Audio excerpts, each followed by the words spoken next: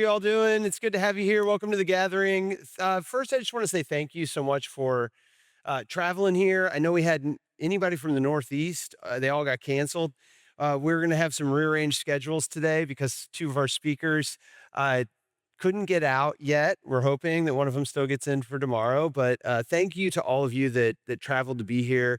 It's always an honor for me to have pastors, other church leaders come and just spend time together here at Beyond or here at the gathering. And I want to share just a brief word about why we do this and why I wanted to do it, why we hope it's something that grows. We're learning a lot about how to have a conference, and it's a lot of work. Try to get attention of people who have a lot going on in their lives, like you all. So it really is an honor that you would take time to be here. 4 years ago, so the gathering started 20 years ago. Charities said a little bit about that. And from the very beginning, I was pretty unapologetic about the fact that I wanted the gathering to grow in breadth and depth. I mean, that was just a simple goal of ours. And I really think that it's a both and, right? We wanted to grow in breadth. We wanted to reach new people. We wanted to see more people come to what we thought was a more authentic version of Christianity from the one that was being so often touted, especially on the news. That was 20 years ago. It's not gotten better, it's gotten worse. I'll say more about that in a minute. We also wanted the church to grow in depth. We wanted it to be a place where people felt like they were growing closer to Jesus. So we wanted the gathering to grow in breadth and depth. And at the time when I started the church, talking about growth was complicated in the main line.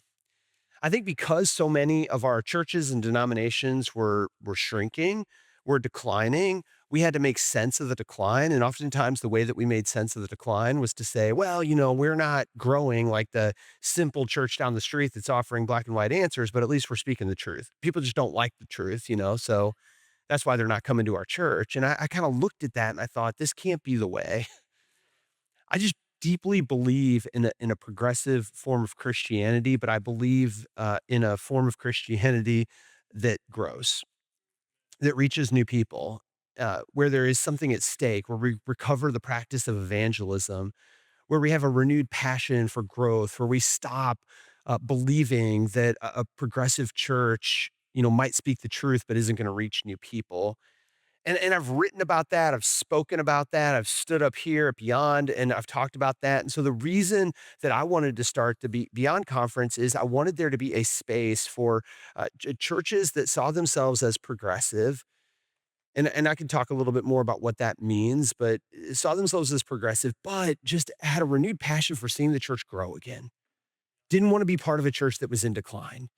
Didn't want to believe a narrative that, hey, we might speak the truth, but nobody's really going to believe this stuff. In my view, and this is pretty simplistic, but I believe it.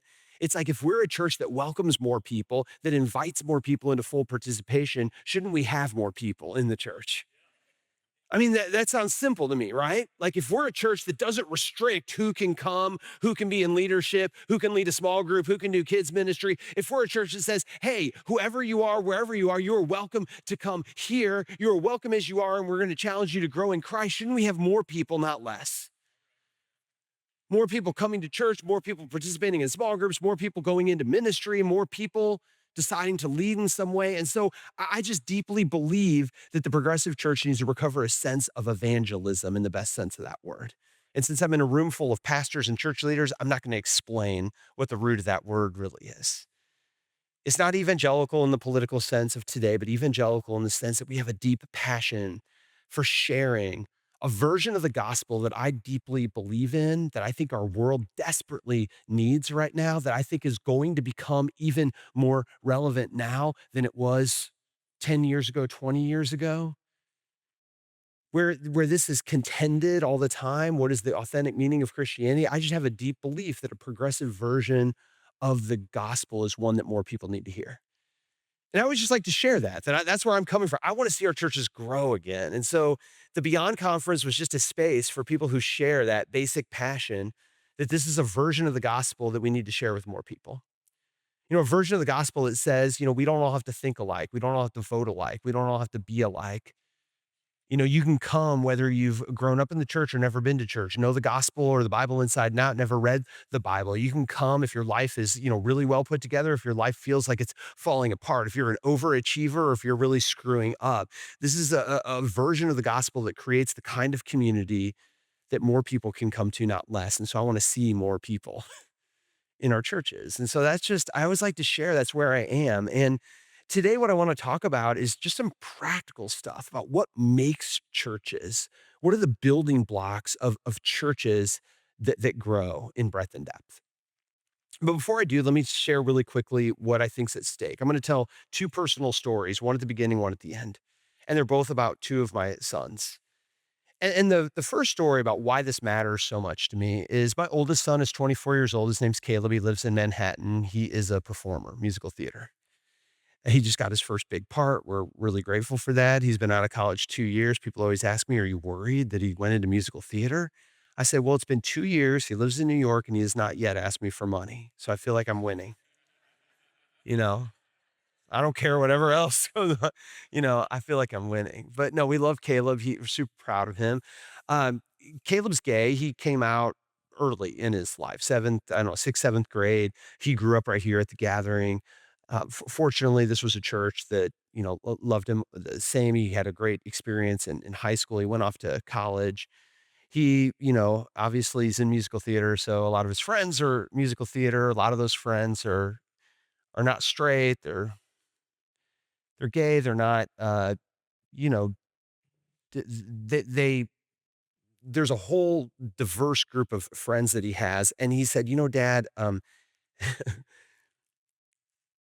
he said, Every time I get to know new people, and then, you get to know, and, yeah, where are you from? What do you do?" And somehow it comes out that my dad's a pastor. He goes, the first words that they say to me when they hear that my dad's a pastor?" I said, "What?"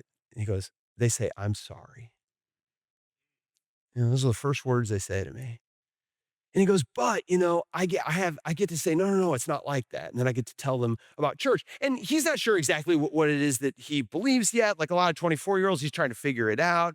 He's not sure what his relationship to the church is gonna be like, and I don't really blame him for that.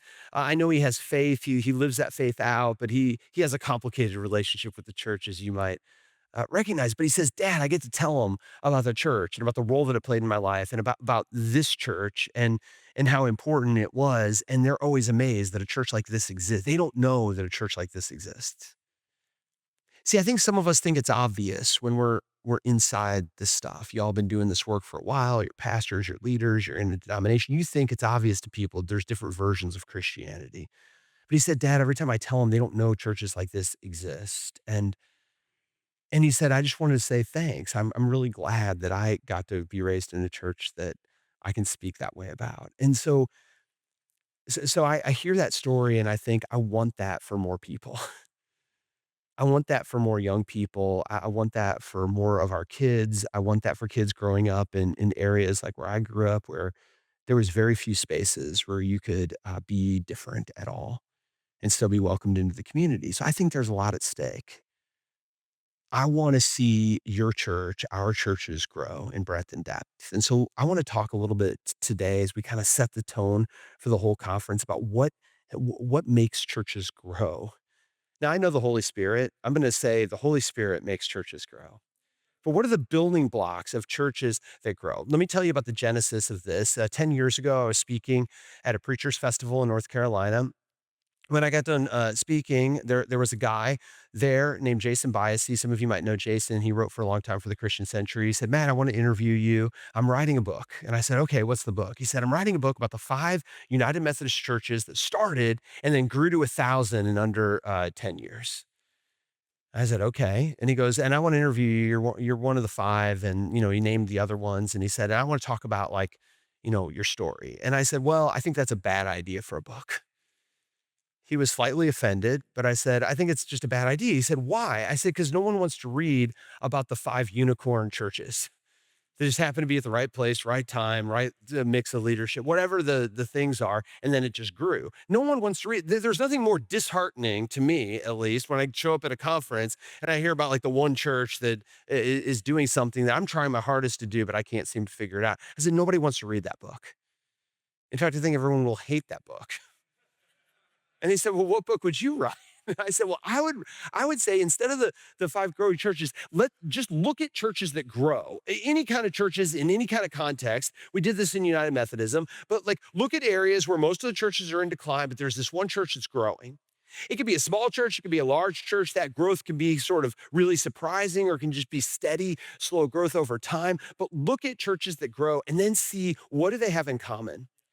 Like, what do they all have in common? There's things that are unique to each one. Let's throw those out. But what do all of them? What's present in every single one of them? He said, "Well, that sounds like a good idea. Will you help me write that book?"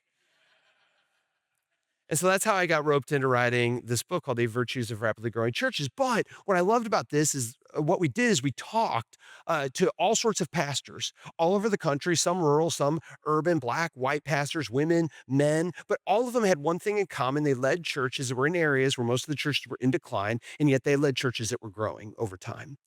Some really rapidly, some slow and steady, but they were, and we started with like 20 characteristics. I bet these things are true about these churches, and we would interview them and ask them, and one by one, we'd eliminate things that they said, no, that wasn't really part of who we are. And what we were left with was 8 characteristics or 8 virtues that were true in every single context. Didn't matter if it was urban, rural, men, women, black, white. I mean, these were true in every context. And these were building blocks, we felt like, of churches that grow. And so today I want to talk a little bit about what are these 8 characteristics? And here's how I hope you hear them. We have certain solutions or answers to these questions here at the gathering. I'm going to share a few of those, but I'm not saying that this exactly has to be your answers to these same questions. But instead, I do think these are questions that every single one of our churches need to be asking and answering in our own way. And I find that we have to return to these about once a year. Like, we make all of our new staff kind of read this book. We go through it as a board and we just look because some of them sound really obvious. And I realize, oh, it's been a few years since we've been attentive to some of these things. And so I hope that as we go through them, it's not earth shattering to any of you, but it makes you realize, hey, we need to be attentive to some of these again if we want our churches to grow. So with all that being said, let me jump into the first of the 8 virtues. The first virtue is that rapidly growing churches believe in miracles and act accordingly. This is the most fun to talk about, but it was the most discouraging when I first heard it. This was not on our original list, but what was true about every one of the churches that we talked to is that somewhere early in their story, they had these miraculous things happen that don't happen in most churches. They had something big and surprising. They would all point to it. We were going along and then this miracle happened. And I'll get to what the miracles look like in a minute. But I remember thinking with Jason, I said, this is discouraging. We can't write a chapter about rapidly growing churches believe in miracles and act accordingly, because how in the world are people supposed to manufacture miracles? I mean, how do we tell people you need more miracles going on in your church? What's wrong with you people? You know, Year-end report, number of miracles, this past year. I mean, it doesn't work that way. So how are we supposed to do this? Then we dug a little deeper and we found out that what was behind these miracles were pastors and leaders that really believed that God was going to show up in a big way in their church. They expected God to show up in a big way, and that expectation shaped what they were willing to ask for, what they were willing to try, what they were willing to spend money on, what they were willing to do. They took bigger risks because they believed God would show up. And as they took bigger risks, they failed more than the most pastors do. But over time, if you take enough big risks, if you expect God to show up in a big way, um, every once in a while it hits and a miracle happens. So let me explain. Let me give you a few examples. We had churches early on that talked about, they just believed that worship was going to be incredible at their church. Now, they didn't have the people, they didn't have the talent on the stage. But this one pastor just said, I just started going to the best musicians I knew, like recording artists, musicians, and I would just ask them. I would say, here's what we're doing. Here's what we're trying to create. Do you believe in Jesus? Do you want to be a part of it? And they said, man, I got told no numerous times, but finally I got one person, a magnificent artist, and musician with a passion and a heart for Jesus to say yes. And they fueled just this incredible sense of worship at our church. I talked to leaders who said, you know what, I needed staff at my church and we were having trouble hiring. And I had these perfect people in mind, but I knew that they wouldn't give up this big job. But these were the kind of pastors that would go to people who had really good jobs that paid a lot more than jobs in churches. And they would go to them and they would say, look, here's who we are. Here's what we're trying to accomplish. Would you give up that job and just come work at the church? And these were actually, people who said yes, and those staff fueled the growth of the church. There were people who asked for sums of money that would make you gulp. I'm going to tell a story, and I don't want this to sound like bragging, but it's a part of the gathering story, and it's pretty incredible. The space that you're sitting in now. So we started our church 2 blocks up the street on the left. The brick building's still there. It's an old United Methodist church that was closed. It was given to us. We started in there, one worship service, two, three, four. We started a second side, a third side, but we knew that we needed a bigger space. But even real estate in the city of St. Louis is expensive. We did not have the money. We didn't have a bunch of money to buy real estate and to build a building. But we saw this corner. It was 2 blocks from our location. We thought this is perfect. So we bought this, we put a contract in on this land. It was $1.25 million. And we knew that we were gonna have to spend 3 to 5 years paying off the land before we could build a building. That's just where we were financially, and so it was gonna be a long time, but I thought, "We don't have 3 to 5 years." And I just believe that somebody wanted to give our church $1,000,000. I just believe that. Maybe because I'm silly or stupid, but I just believe somebody wanted to give our church $1,000,000. So you know what I started to do? I started to ask people to give us $1,000,000. Now, I'm gonna tell you that, I had conversations where I was laughed at. I asked people to donate buildings that were worth $1,000,000. People, said, one guy was offended that I would even ask that. There were a lot of people who said, "Well, I'm flattered you think that I could do that, but there's no way that we can do that." I mean, I was told no a lot. I had to build up a high tolerance for being laughed at or told no. But you know what? Like the 11th person I asked, said yes and wrote a check for $1.25 million for this land. We were able to reduce that 3 to 5 year timeline to 0, start building the building that we're sitting in now. It was a long circuitous story. Now, if I just jumped and told you that, I asked somebody, they wrote a check for 1.25 million, you say, "Well, I don't have anybody like that." That's impossible. But what I don't often talk about is the 10 times I was laughed at or told no.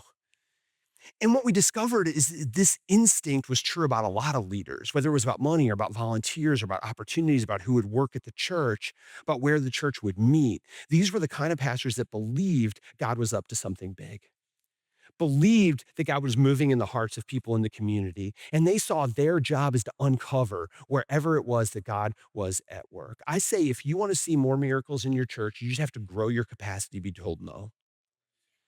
You just have to get better at being rejected. That's really it. If you want to see more miracles happen in your church, you just need to sort of arm yourself and grow in your capacity to be rejected.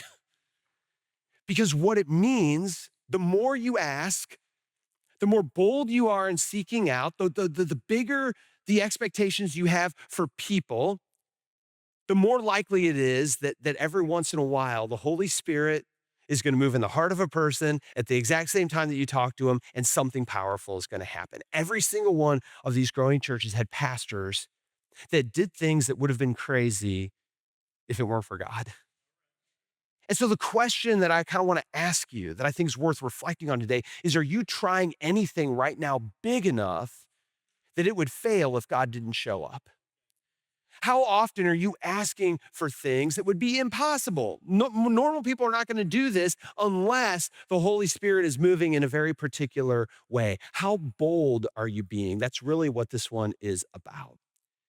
And so the first virtue of rapidly growing churches is they have pastors and they have leaders who believe that the Holy Spirit wants to do something big, and they act accordingly. They act accordingly. All right. I could preach about that one all day, but let's go on to the second one. Second virtue of rapidly growing churches: integrate new people quickly. This goes from miracle to practical. All right. Rapidly growing churches integrate new people quickly. Here's what we discovered. I remember I had a friend who used to say, Matt, really the key to growing a church is just you have to be a good preacher.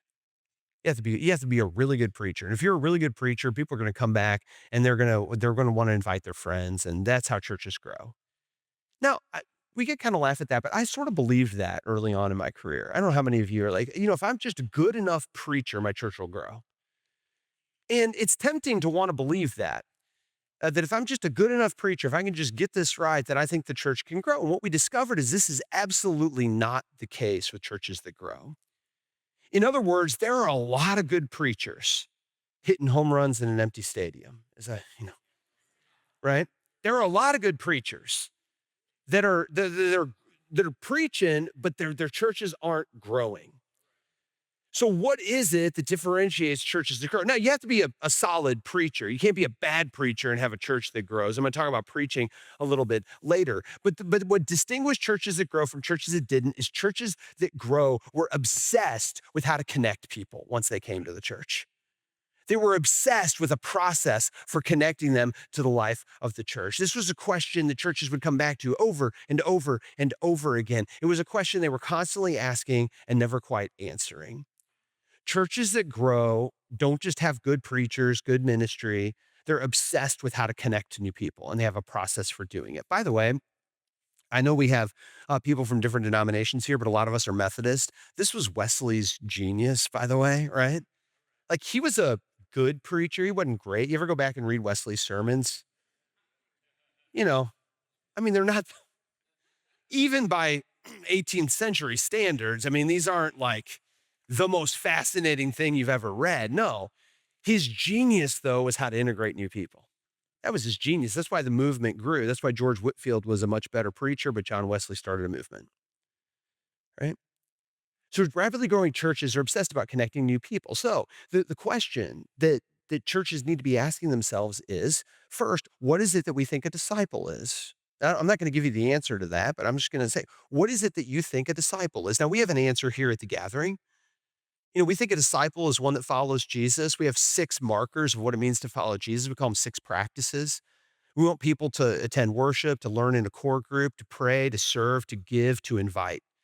We think that if you're doing those things, you're beginning to follow Jesus. This is a life that leads to a deeper relationship with Jesus. But it doesn't matter if you have something different, but you think whatever it is, what does it mean to be a disciple in your church? What do you, if a brand new person comes to your church, what would you love to have them look like a year from now? Answer that question and then build a process that moves a new person to be that. Find a process. Now, I go to a lot of churches that say, what's your process for integrating new people? And they'll say something like, well, we hope they come back. I don't know. I mean, if they come once, we're thrilled. We give them a jar of jelly and we just hope they come back.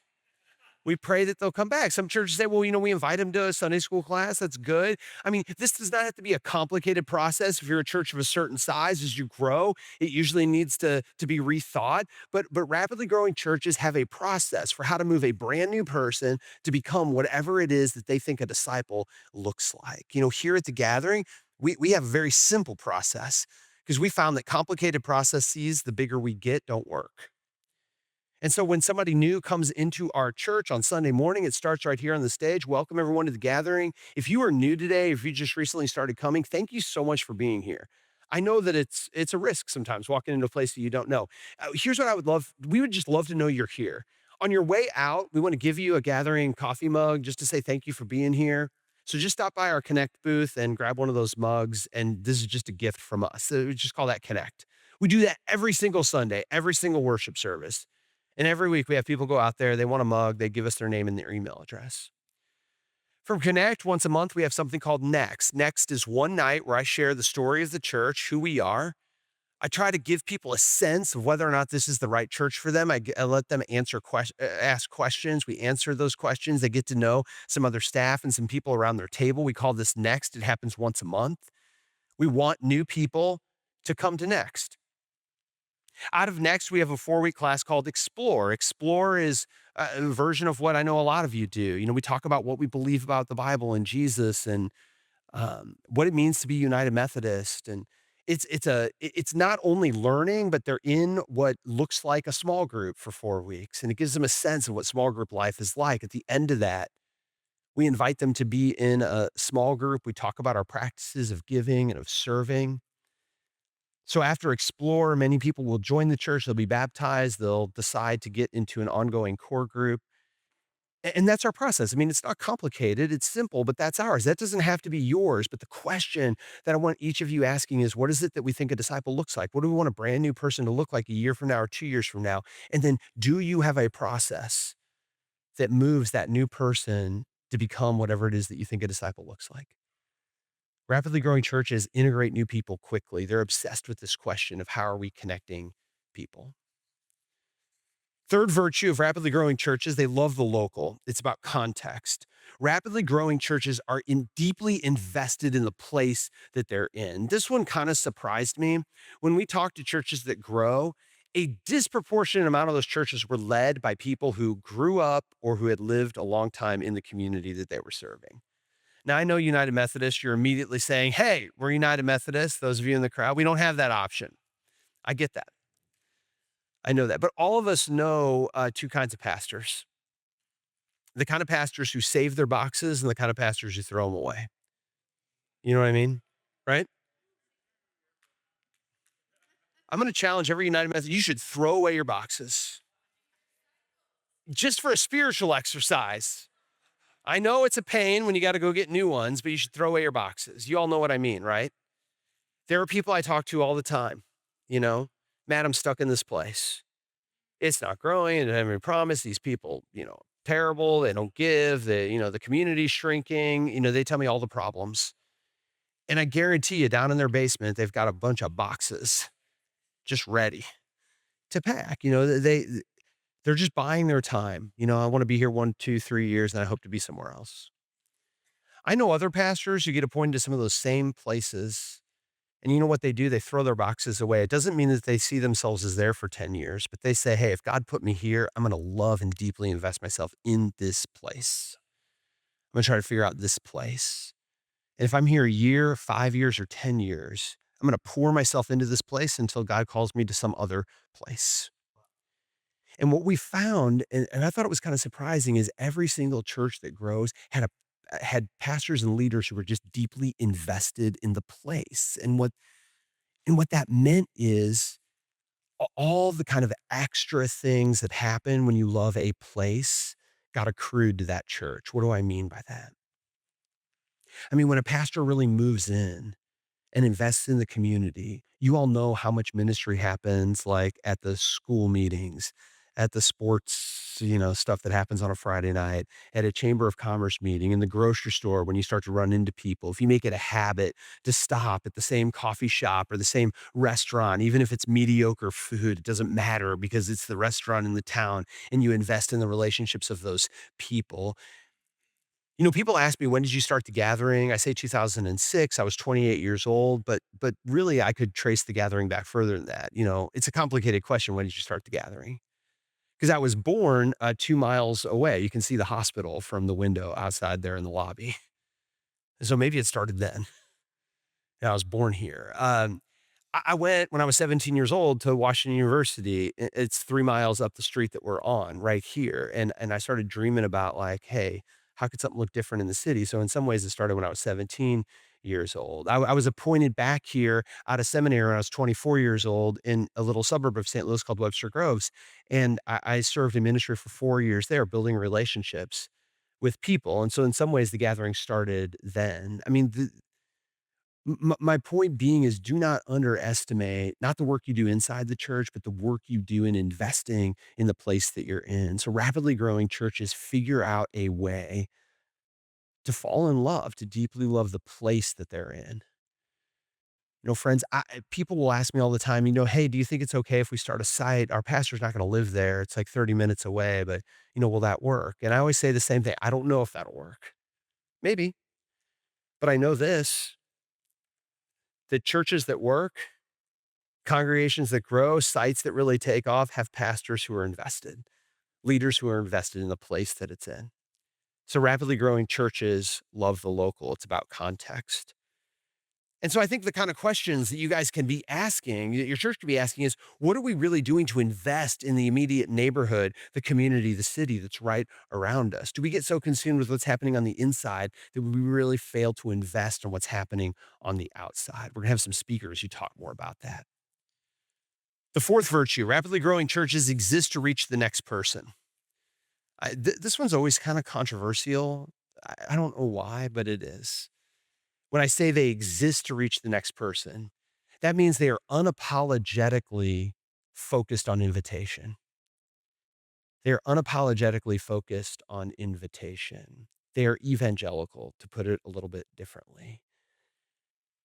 When I came into my first United Methodist Church, started working in, I was 21 years old. It was in suburban Atlanta, and I went there. And one of my jobs, I had to sit on all the committees that the senior pastor didn't really want to go to. I don't know if any of you ever had a job like that. I actually learned a ton about going to all the things that nobody else wanted to go to. But one of those things was the evangelism committee. I don't know if any of your churches have an evangelism committee, but this church did. And it was like the three people who were actually passionate about inviting other people got together. They had a committee and they did some things. I don't remember exactly what they did, but it was like, that's our evangelism plan here at our church.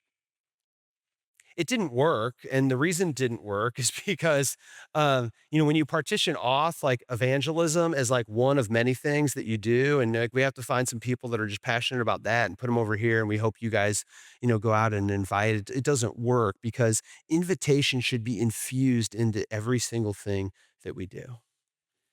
When we looked at rapidly growing churches, what we discovered is for them, they didn't have evangelism committees. They didn't partition off one group of people that were responsible for invitation, but every single ministry in their church had to be invitational, meaning they had to answer the question, how are you inviting and welcoming new people? Is this growing? Is this effective in reaching new people? If it's not, we need to rework it or we need to end it. And they were okay with doing both of those things. It doesn't mean that you can't do some of the things that you're doing, but if there are things that are never asking the question, never answering the question, how are we reaching new people, then it needs to be rethought or it needs to be ended. That's how rapidly growing churches saw themselves. They were unapologetically focused on growth. They wanted to grow in breadth.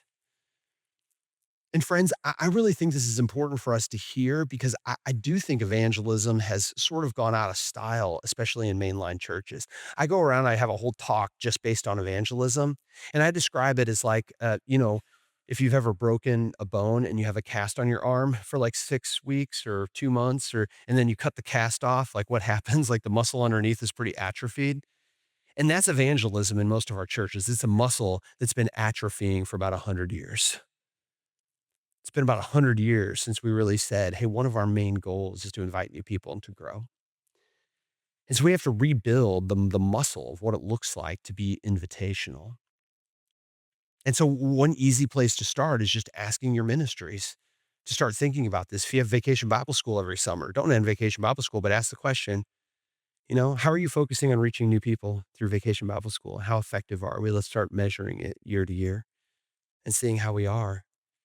If you have a small group ministry or Sunday school, when's the last time like a new Sunday school class started? New people joined a Sunday school class. If they didn't, start asking the question, how do we invite new people into whatever it is our discipleship plan is here at our church? If you have I don't know, and some other kind of event, a mission ministry, ask the question, when's the last time new people were invited to either serve or to be served and to join our church? Like in what sense is this welcoming new people? When you think about your preaching schedule, pastors, I mean, this is why we preach series, honestly, here. And this isn't an argument for series or against series. I know a lot of you preach series, but for me, the reason we preach sermon series is because it means that like every 4 or 5 weeks, we have a new invitation point at our church, a new reason to invite somebody.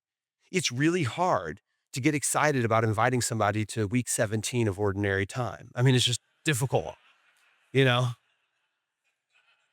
Hey man, this Sunday, like I wanted to invite you to my church. We're doing something really exciting. It's the 17th week of ordinary time. Things are green, you know, they will be for a while. I mean, we call it ordinary time. I mean, that's not, you know, I, and that's not anything wrong with, I'm not making, I'm making fun a little bit of liturgical churches, but we're a liturgical church too in the United Methodism. But my point being that sermon series create every 4 or 5 weeks, a new invitation point. That's how we ought to think of them. And so, we at I constantly tell our side pastors, hey, every time we announce a new series, the point is not to explain the series. The point is to say, hey, here's something that we think you might be wrestling with or people in your life might be wrestling with. This is a great time to invite a friend. I just brought a few from this past year of what we did. Yeah, we always have these generic invite cards. I always carry them around in my pocket right here. I mean, wherever I am, if somebody says, "Hey, that's kinda cool. I didn't know about your church, could I come sometime?" I'm like, "Absolutely." One of the simplest things your church can do is just have generic invite cards, that you give people, that you give them the tool to just carry them around. I mean, I was in Egypt recently, some of you know this, and we had a Sunday morning worship service on this ship that we were on while we were cruising, and even in Egypt, we met 4 people from Toronto one evening, and they asked us what we were doing. They thought it was super weird that we were a church group. I said, "We're having church tomorrow if you wanna come," and I invited them to come to our Egypt location for one Sunday only. Uh, 2 of them came to worship. We had new people. I got their info. I filled out a connect card for them. They're receiving the emails now from Toronto. Yeah, I mean, the most obvious time is Christmas, Easter. Are you giving people tools to make sure invitation? This is two sides of a card for Christmas. I mean, we give these out to all of our people and say, hey, there are people in your life that 11 months out of the year don't care about church. They might even not want to hear anything about church, but I promise you, as Christmas draws near, there are a lot of people who say, well, maybe we ought to sort of think about church.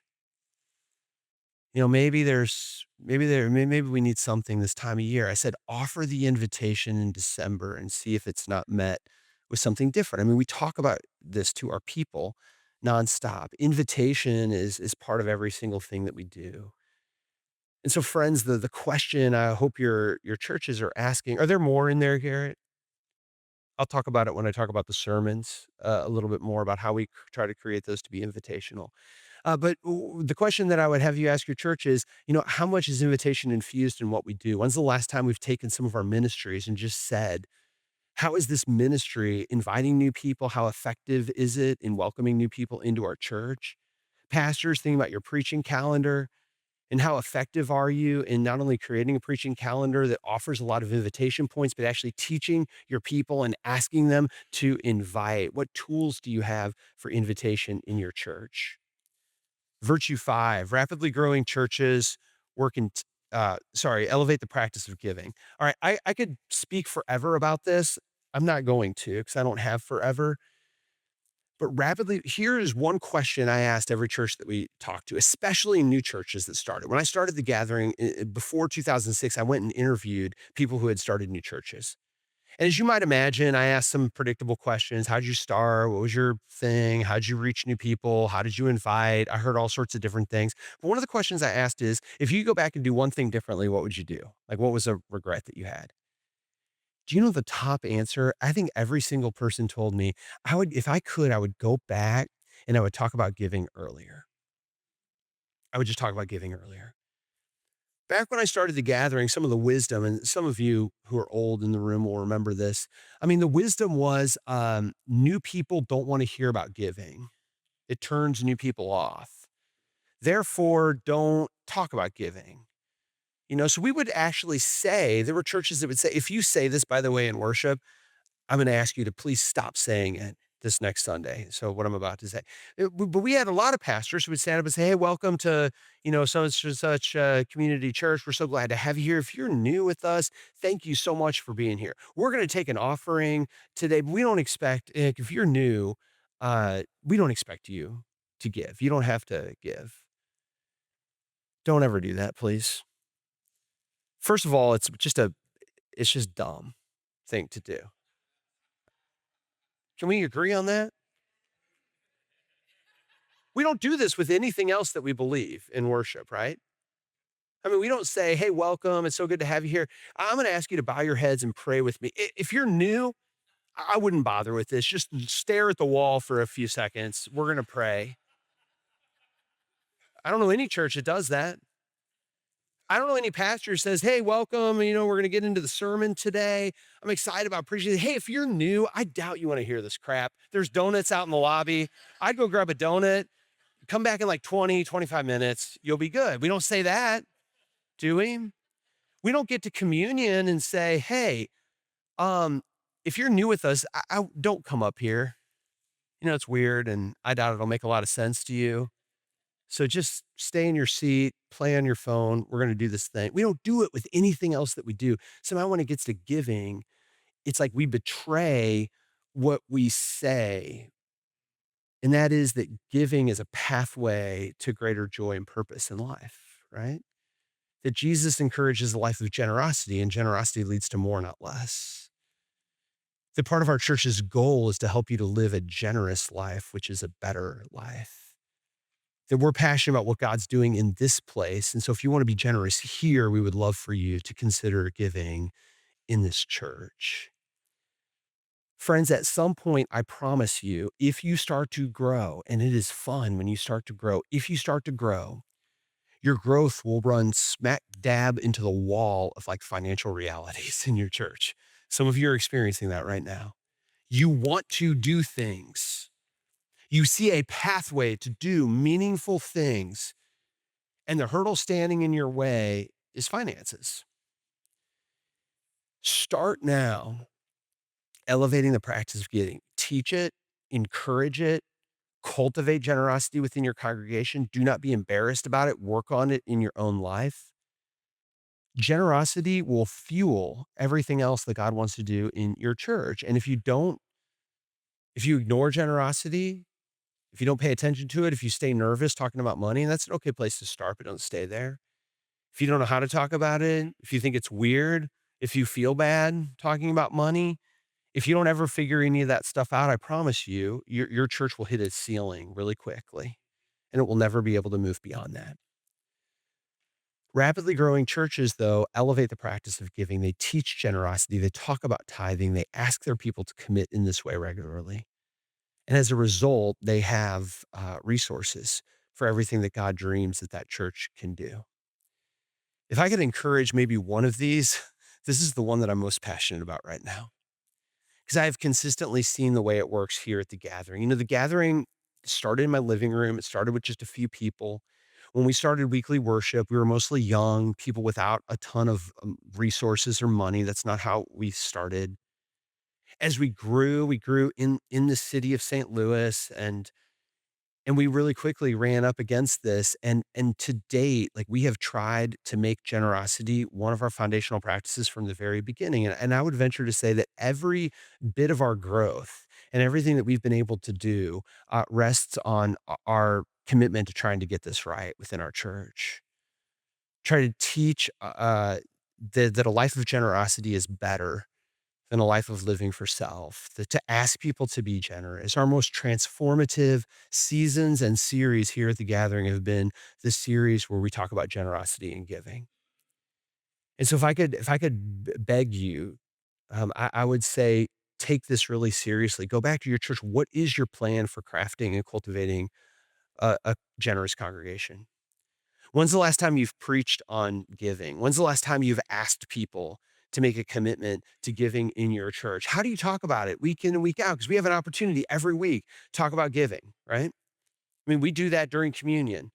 Every week when we get to communion, we say, "Hey, here at the gathering, one of our practices is giving." And I want to say thank you to all of you who give to the gathering. It helps us to do everything that we do. Sometimes we'll celebrate something. Then we'll say, as you come forward for communion, I invite all of you to give. If you're new and never given before, maybe try it today and see if God doesn't do something new in your life. You can give in the baskets that are here in the space, or there's all these ways to give online. Thank you so much for giving. I mean, every week we have an opportunity to talk about and to elevate the practice of giving. Use it. Once a year, once every 2 years, whatever it is, ask people to make a commitment to give. I'm not going to get into the numbers, but if you ask people to make a commitment and to write it down, you will get more people giving and they'll give more. It's just this, I mean, it just happens. When you ask people, when you say, "Hey, I want to pause, and for the next few weeks, I'm going to ask us to consider generosity in our life." I want us to consider, what God's given us and what God's asking us to do with what we've been given. I want to talk about generosity. I want to talk about what our church is doing and why I think it's a great place to be generous. At the end of this, I'm going to ask you to make a commitment to give. And I hope that you'll take that seriously. I mean, do a series like that. We just got done with one called Much Given, Much Expected. It comes from the Gospel of Luke when Jesus says this, basically. He says, to those who've been given much, much will be expected, right? And I just challenge our congregation. We've been given so much as a church. Over the next few weeks, I'm going to invite you to consider what you're doing with what you've been given. So I don't know if you know this, the more you have, the more God expects of you. I didn't say it, Jesus said it. Don't get mad at me. Every year we take our top 10, 20 givers and we have a dinner for them. And some people say, well, that's special treatment. It is special treatment. It's your special treatment. I'll tell you why I think it's important we treat them specially. It's because at this dinner, I gather them together and I say, first of all, you're here because you're among our most invested people financially in this church. I want to thank you for that. We couldn't do what we do without it. And because you're gifted in this way, I want to tell you about what's coming up this next year because I want you to give to it first. So if there's ever a person who says, well, I didn't get invited to the special dinner, I want to come to the special dinner, I say, I love it. You can come. I just want you to know that I ask you for money at the special dinner. And they usually say, well, I'm good on dinner. No, special dinner isn't about special treatment. The dinner is about thanking people who give and asking them to be leaders in giving again this next year. Because I'm going to ask everybody for it, but I need leaders in generosity to go first. Whatever it is, you should have a sense of who gives in your church, not just who gives the most, but who gives consistently. You should have ways of thanking new people that give, thanking people who make large gifts, ways of following up with people who are invested in your ministry. Invest in a culture of generosity. It will fuel all the other things that you want to do. So, friends, if you're here with the staff, go back to your church and just kind of look at the state of generosity in your church. What are you doing weekly? What are you doing monthly? What are you doing annually? What are the ways in which you're crafting and creating a culture of generosity? Rapidly growing churches elevate the practice of giving. It was present in every single one of them. Number 6, rapidly growing churches work in teams. I'm not going to dwell on this one, but I'll just say that every single church, especially those that really grew fast, they had a person like this standing up here who got a lot of the attention. But I promise you, in every single one of these churches, if you really dig in, you don't even have to dig in. You scratch the surface, you find out that the real genius of the operation is somebody over there in not on the stage. And they are making things happen in that church. It was a huge learning for me. There were no rapidly growing churches where the pastor tried to do everything, where there wasn't a genius or two or three standing over there. Rapidly growing churches had pastors who empowered and trusted people to do things that they knew wasn't in their wheelhouse. We have those kind of people here at the gathering. The most important of them is not in the room probably right now. His name's Dave Merrill. You'll see him running around here with a hat on. Is he here? Where is he? Oh, Dave, where are you? I still don't see you. Yeah, stand up a second and go talk to him if you want to know what really happens here at the gathering. He's our executive pastor. If you go to Church of the Resurrection, I know a lot of you go to Church of the Resurrection. You know who those people are. Do you know who those people? It looks like Adam does everything he doesn't. If you ever met Debbie Nixon, ever met Dan Entwistle, ever met Scott Crosstick, the three of them are often over there, but they make so much of that place what it is. He's always had that.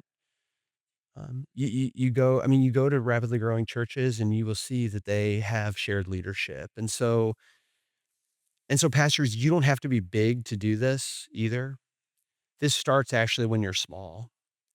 I think it's actually critical that it starts when you're small. When you're small, if you want to grow, if you start to grow, you have to get really good at empowering and then allowing other people to lead. You have to have a number 2. It's gonna start off as a layperson who doesn't get paid. That's how it started off here at the gathering. But I can go all the way back to the very beginning, and we had people that we shared leadership with. Now, that means that pastors, you have to be willing to actually give up some leadership, let other people do some of the things that you're not good at. It means asking a person to be an unpaid staff person. I mean, you don't have to put it that way, but you can see them in that way. Like at most of our churches, that's what this is going to look like is an unpaid staff person. You probably have a person like that maybe already.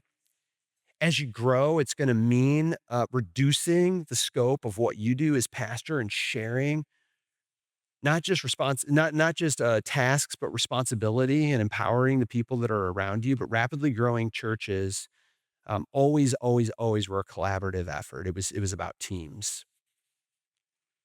Number 7, rapidly growing churches preach well to the skeptic. I was trying to figure out, like, when we were interviewing these pastors, we were trying to figure out, like, what is it that all these preachers have in common? They're all good, they're all effective. But what we recognize is every single one of them is really good at preaching to new people, people who don't yet believe. And that my best way of phrasing it was rapidly growing churches preach really well to skeptics. They have pastors who remember or know what it's like to not believe and preach in a way that draws people in. Now, I know this sounds like maybe a small thing, but I see it a lot where I see really well crafted sermons that make a ton of sense to insiders, but aren't that effective with outsiders. I'm going to put it a little bit differently, and I'm not trying to be mean, those of us who went to seminary, there are a lot of us United Methodist pastors who are preaching, we're writing and preaching sermons for our seminary preaching professor, who is not the person we're trying to reach. They couldn't be more different from the person we're trying to reach. But we're still crafting sermons where our feedback circle and preaching class and our seminary professor likes it instead of for the people that we're trying to reach. And it is a shift. It's an intentional shift. You have to work on it to shift your preaching to try to get an A in preaching class or to try to get amens from your pastor friends and to shift one that makes sense for, the person who just brought their 27-year-old friend who isn't sure what they believe in church about church. For the couple that just came whose marriage is sort of on the rocks and they thought maybe church is something they ought to try. For the 47-year-old, who just got a divorce and is now wondering, like, what in the world's gonna happen. For the 55-year-old who just lost a spouse and is looking for community and experiencing loneliness. For the 18-year-old who's, like, just tired of their parents making them come to church, and they're just kinda done with it, and those are the people that we need to preach to.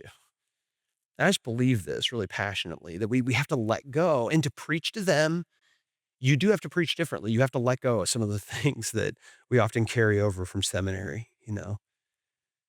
Stop preaching to try to get A's in seminary preaching class or to impress your professor and instead shift your focus to the people in your church that aren't sure what they think or what they believe. And I could talk a whole thing about what this means, but I think it means a shift in how we see it. But it starts with, I think, those of us who are in the position of getting to preach, whether it's once a month or every Sunday or whatever it is.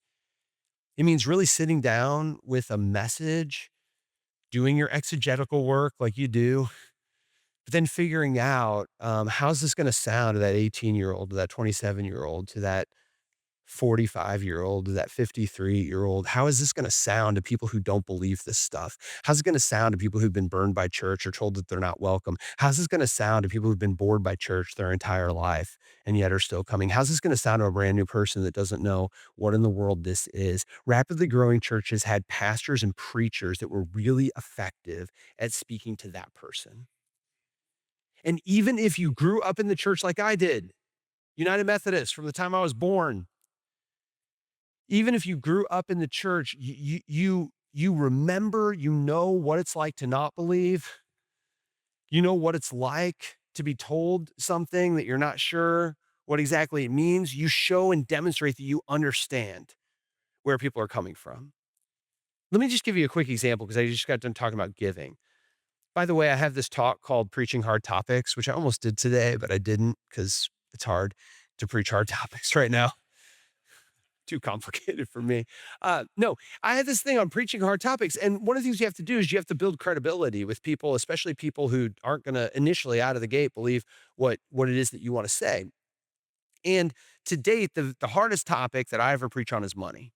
I don't know about you, but it's money, followed up by politics, followed up by, oddly enough, yeah, I think questions about Jesus, followed up by sex and sexuality and ethics, and I have some others. But the hardest is money.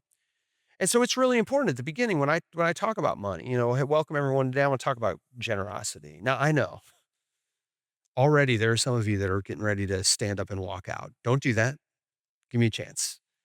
Like, I get this. There are a lot of churches that have talked about giving in this way. Some of you have been at churches that pressured you, and that's not what we're gonna do today.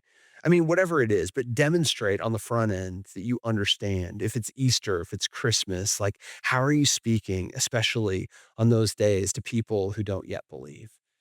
Rapidly growing churches have leaders, preachers that are trying to preach well to the skeptics. So we craft our series all the time, not only to be invitation points, but especially invitation points to new people. I'll just show you a few examples. Not that there's anything magic to this.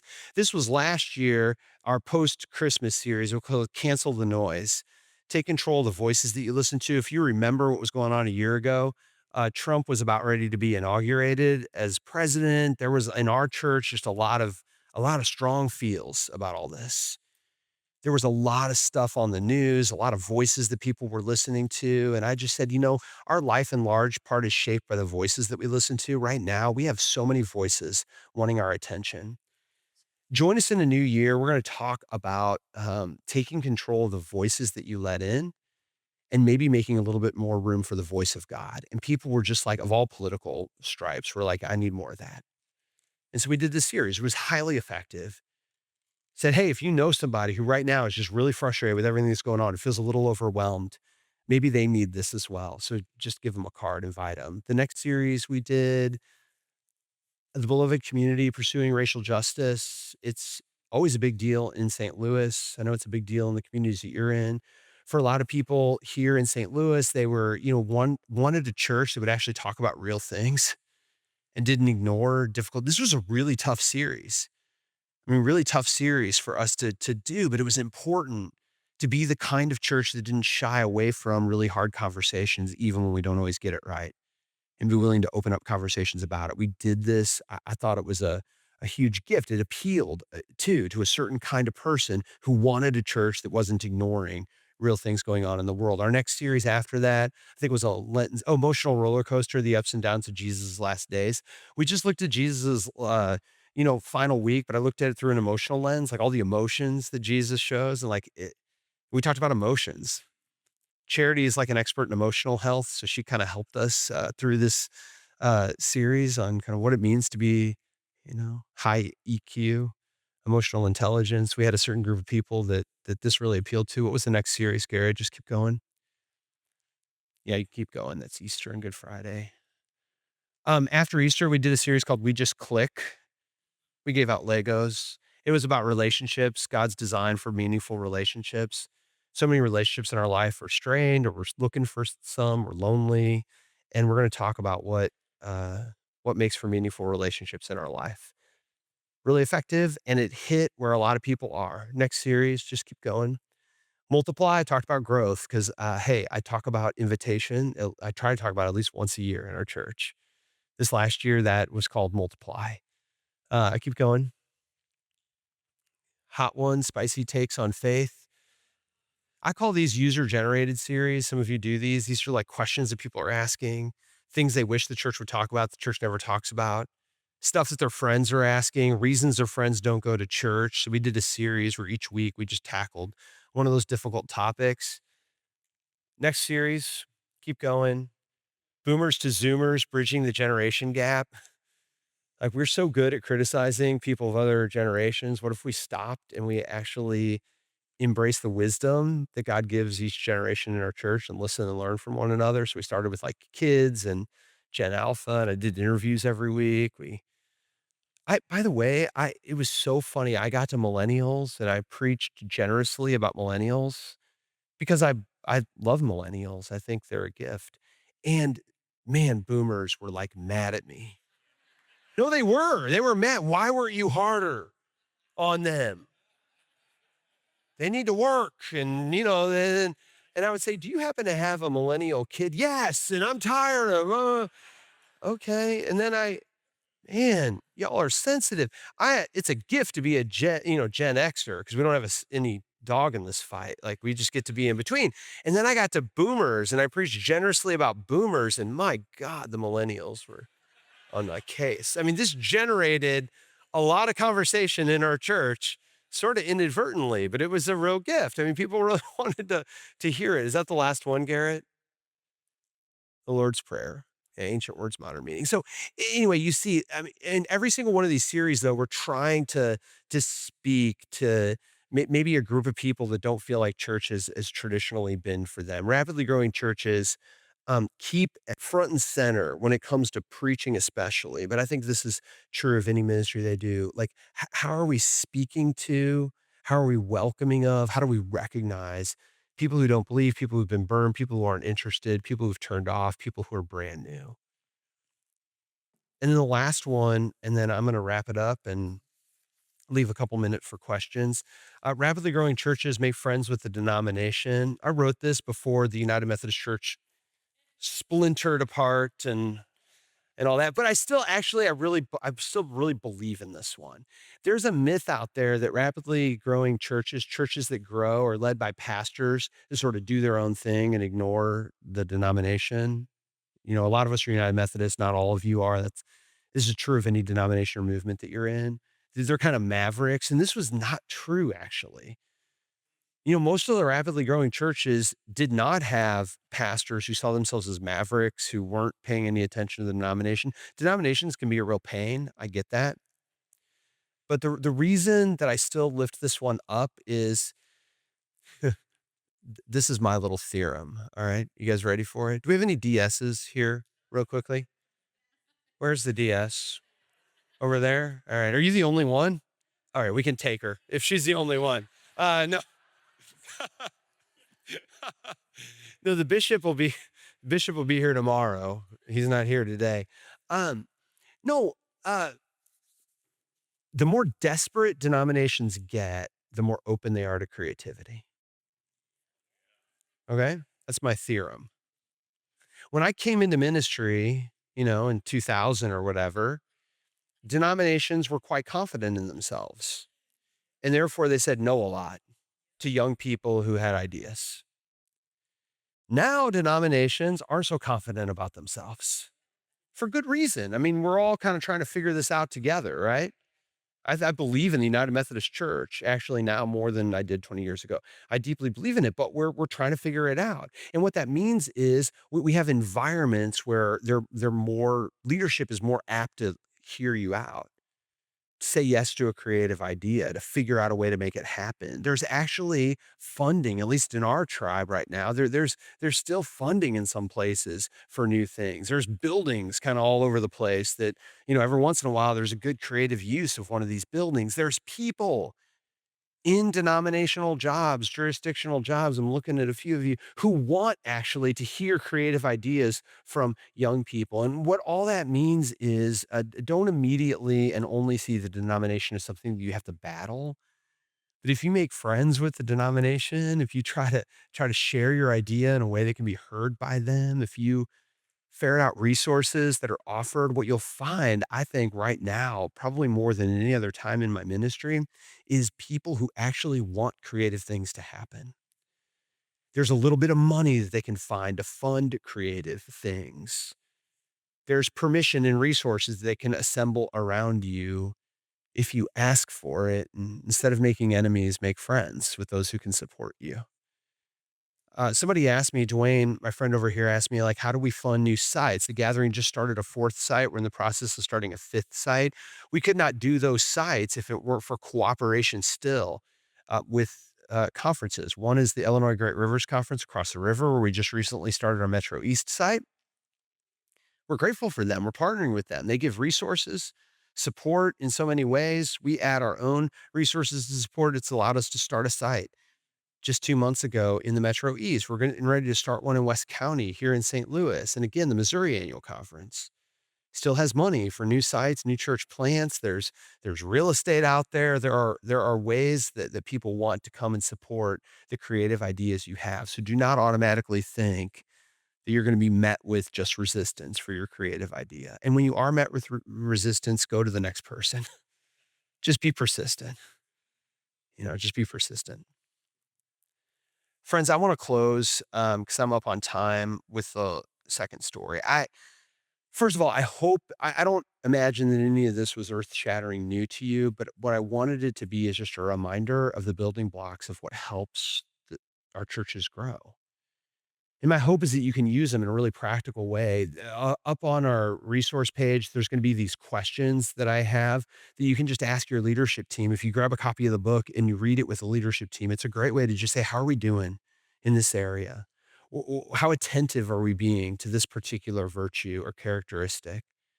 I know here at the gathering, it feels like whack-a-mole. Just when I think we've got certain ones down and I move on to others, I address the others and I turn around and say, "Oh, we need to be attentive again to how we're inviting people or how we're integrating new people or how well we're doing with generosity." So this is the thing that questions that we ought to constantly be asking and never answering.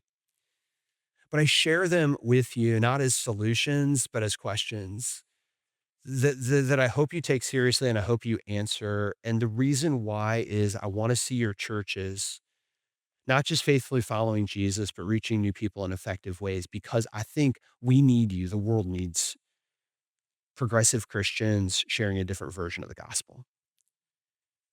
I'll end with my last story. This one's about my youngest son. His name's George. He's 18 years old. I worry more about him than any of my other kids. I'll tell you why. Like a year and a half ago, he's like, "Dad, man, my friends," he's like, "they're into like all these podcasts and stuff." You all have heard like the manosphere, right? Yeah. George, he's got a bunch of 17-year-old guys who certainly don't think the Christian church or the progressive church has anything to say to them. They do feel sort of given up on, alienated. They're not usually talked to. And they go on TikTok and they go on Instagram. And he was just showing me like just page after page after page of just conservative, like pseudo Christian political stuff that's just flooding their feed. And it's like the only voice they're hearing. And over time, that chips away, it erodes, it persuades, it convinces people of all sorts of stuff. And he was telling me about some of this stuff, their views on women, what they think about politics, how they see the other, what they think Christianity really is and what it calls them to be. And I'm just looking at what is just this ugly, distorted version of faith. And I'm thinking to myself, and then I'm in sometimes conversations, and I know this is hard. It even happens sometimes internally here. Like we're in conversations where it's like we have to remember and pay attention to some of these people that we might not think are in our wheelhouse, but man, like how are you speaking to an 18-year-old young guy? How are we speaking to a 24-year-old young guy who feels like left behind? I know a lot of people say, well, we don't need to worry about them. I agree. Like there's a lot of people we need to worry about, but I can't abandon that young man to like all the stuff they're seeing on TikTok and Instagram. This distorted, disturbed version of what it means to be faithful, what it means to be American, what it means to be all this stuff. And I just think to myself, we need more voices contending in this space for a faith that's different. And there's a lot of spaces that we need to be contending in, but that's one that my 18-year-old son kind of opened me up to. And I want a church that reaches my 18-year-old son and his friends and shapes them in a different narrative what it means to be a guy, in a different narrative what it means to love other people, in a different narrative what it means to be an American, of a different narrative of what it means to be a husband if marriage is in their future, or a parent if parenting is in their future. We need desperately different narratives for our young people, and that's another reason why it's just a passion of mine, uh, because I really believe in the kinds of churches that you all are leading and the sort of spaces that you're trying to create, a more progressive version of the gospel that welcomes more people and that lifts more people up, that makes room at the table for more voices, that puts into leadership people who traditionally haven't been in leadership. Like we desperately need that. My 18-year-old son needs that. His friends need that. My gay 24-year-old needs that. His friends need that. My daughter who's away at college needs that. And her friends need that. There's people in your community right now who desperately need it. So just know that I'm so thrilled and proud of the kind of work that each of you are doing. I know the struggles are real and hard, but growth is possible. And part of this next day and a half is just sort of taking some time to try to figure out, where is God calling us next? Where are there pockets of hope? Where do we press in with the confidence that God wants to do something big in our churches? Can I pray for you? Gracious and holy God, I'm so grateful for each person in this room, for the work that they do, the vision that you've given them. And I know for some of us, it can feel really hard. Maybe some of us, we're excited, we're jazzed. Things are going really well in our churches right now. Maybe some of us are hesitant, we're nervous, we're on the cusp of trying things, we're not sure it's going to work. Some of us are just really discouraged. We just don't know. We don't see a way forward. We don't feel like we have people who are supportive. God, wherever we are, help us to know that we're not alone in that place, that we are not alone. Put around us those people of hope. Help us to recognize the words that Paul says in Corinthians, that the work that we do is not in vain. Help the next day and a half be a time of renewed hope and vision and joy for the work that we do. Help us to see that you are not done with us yet. It's in Jesus' name that we pray. And together God's people said, amen.